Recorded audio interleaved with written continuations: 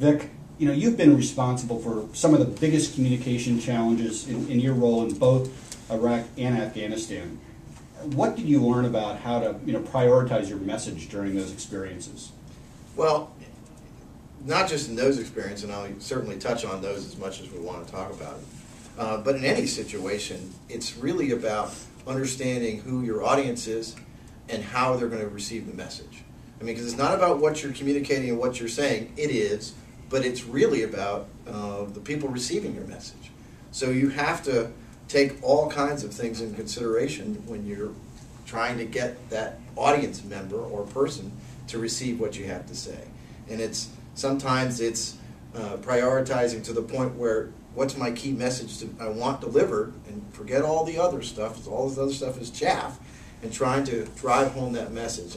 And the challenge really is it's not just parroting your message throughout your presentation. It's communicating and ensuring that it gets communicated by the receiver. One thing we've seen, especially in the last few years with the recession and the prioritization of budget dollars, is the CIO has to communicate with lots of different constituencies, and often they don't change their message. So Vic, in your role, how do you manage your message differently for the different constituencies that you have to communicate with?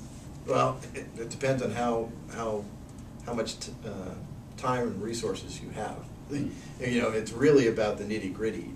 But what level's appropriate, I guess, is the challenge. I view the CIO as the chief fill in the blank in any company anymore.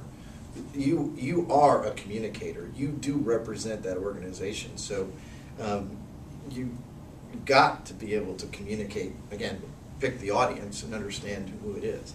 But back to your question specifically about prioritizing, it's got to be in line with your organization's goals.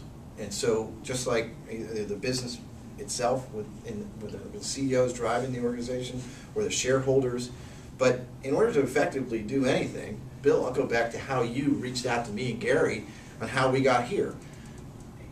What was enough information? Okay, and it's back and forth dialogue, and it's listener, receiver, and information back and forth to ensure your message gets received. You don't need to go overboard either. So what's enough? Mm-hmm.